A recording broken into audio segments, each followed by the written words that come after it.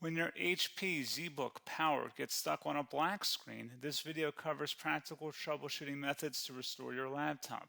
We'll perform startup repairs, use recovery tools, and run command prompt fixes to get Windows booting again. A lot of errors pertain to this problem, and we're going to go ahead and jump into what should hopefully be a pretty straightforward process, guys. And we're going to go ahead and jump right into it. First thing I'd recommend doing would be to actually go ahead and boot to the troubleshooting utility on Windows 11.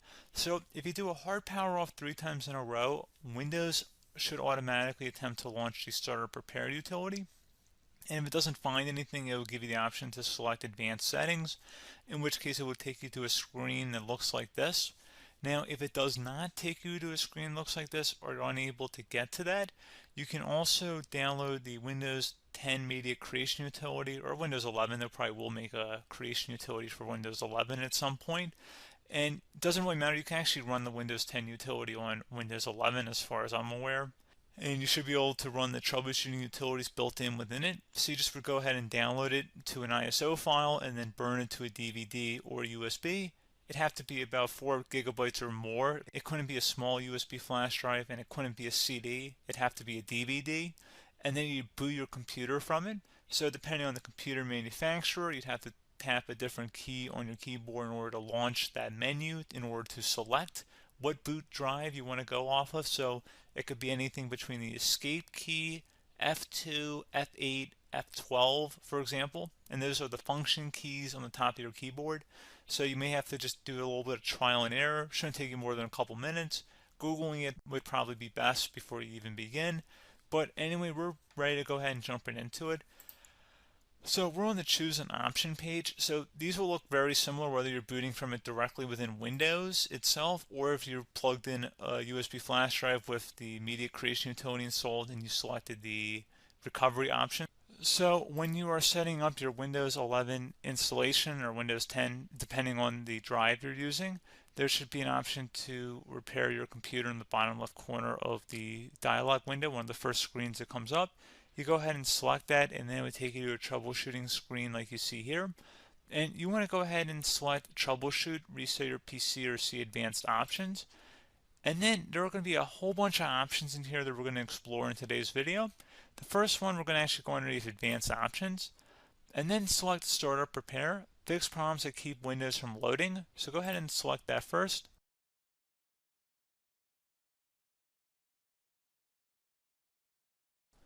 Okay, so you can see it could not repair our PC. That was our first option we could try. Something else, if we go back into advanced options here, and then select troubleshoot, we're going to go underneath advanced options again. You can go ahead and actually access safe mode by selecting startup settings. And then if you select the restart button, you have the option on the screen, select safe mode with networking, which will give you a key on the screen. It'll tell you which key to press to enter that. I believe it's the F7 key. It'll do that for you. I'm not going to go over that in today's tutorial because I don't really want to go into safe mode, but you're more than welcome to attempt that by going into here and then selecting restart. Again, it'll launch another screen. It'll say what key do you want to press, and it'll give you like 7 or 8 different options, and you want to select safe mode with networking. There's also an option for a command prompt too, but that's going to be something we're going to cover later in this video, and we don't even have to go through that in order to access it. So that's why I'm not going to really push for that, because unless you know exactly what's causing the problem, you probably don't need to go into safe mode. Unless you're trying to recover files, in which case then you definitely can go into safe mode, but we're trying to actually recover our computer here. So I hope that makes sense. Something else we can also try here as well would be to uninstall updates, remove recently installed quality or feature updates from Windows. So if you go ahead and select that, you can uninstall the latest quality updates, which generally is the more day-to-day updates. Feature updates are the less regularly released ones, like the big ones. I would equate it to service packs in like Windows 7 and Windows Vista and Windows XP. So larger updates that occur once or twice a year at most. And the quality updates are more just a regular update. So probably obviously depend, it'll take longer if you're going to try and uninstall the latest feature update versus quality update. And maybe you don't need to go back that far. So just giving you guys a couple of pointers with that. Something else you can also look at here, and we're going to jump into the command prompt in a little bit, but you can select System Restore, which will use a restore point recorded on your PC to restore Windows. And this is something I would highly recommend here, guys. So select next.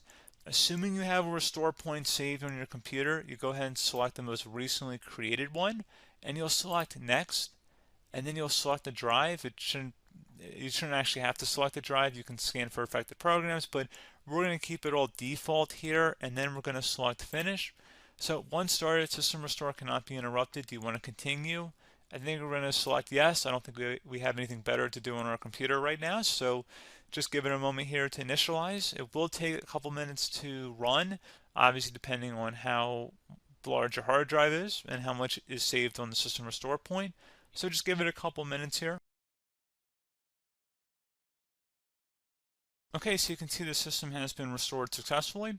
We're going to go over a couple different methods in addition to that if that did not work. So I'm just going to pause the video and we're going to start back on the recovery screen that we started with. Okay, so a couple other things we can try here too. If you go back into troubleshoot, you can select reset your PC while you choose to keep or remove your personal files and then reinstalls Windows.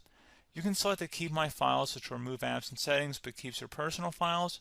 You can also select remove everything, which will remove all of your personal files, apps, and settings. So this is more of a factory reset, the second option here.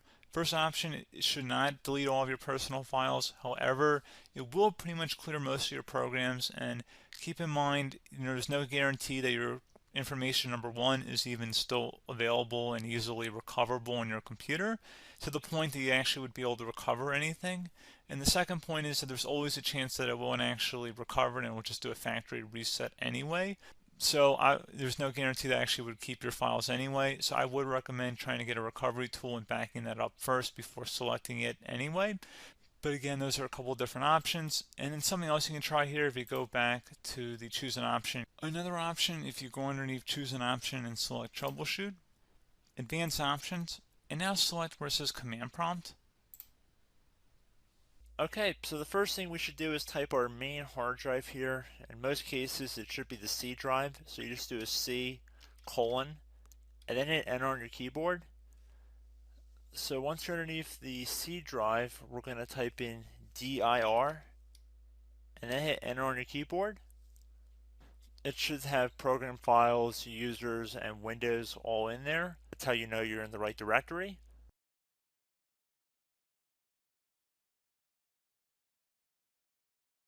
In some cases, it might be the D drive as well, so just keep that in mind.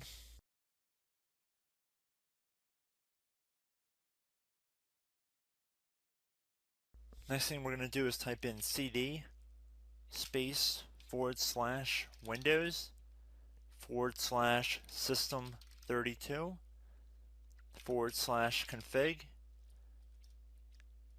and then you're going to hit enter on your keyboard.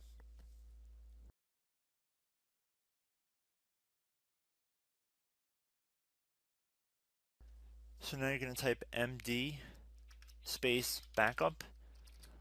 If you've seen other tutorials, it might also say to put down md backup. That's because the backup name is pretty common when you want to back something up. So you can name this whatever you want, doesn't have to be backup. So if you've already made a backup folder in the past, you could do backup 1, for example. So once you're done setting the name you want the backup to be called, hit enter on your keyboard again.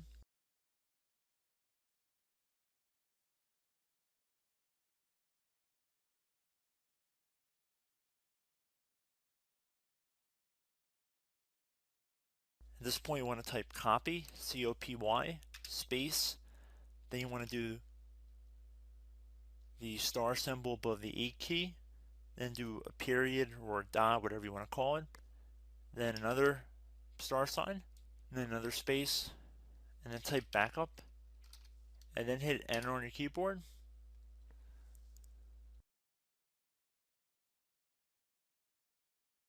Now you want to type cd reg back, REGBACK, and then hit enter on your keyboard. So now that we are under the reg back, so now you want to type dir again, and then hit enter.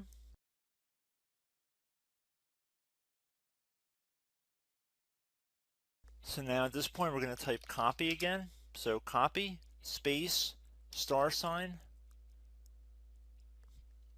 dot, another star sign, space, and then 2 dots. So we're going to type copy, space, star sign, dot, sign, star sign,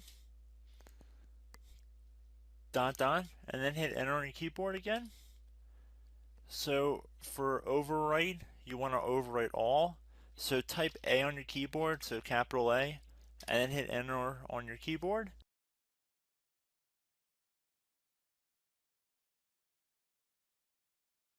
So at this point, you should be good to go. You can close out of the command prompt window, and if you accidentally continue to Windows 10, you should be all set.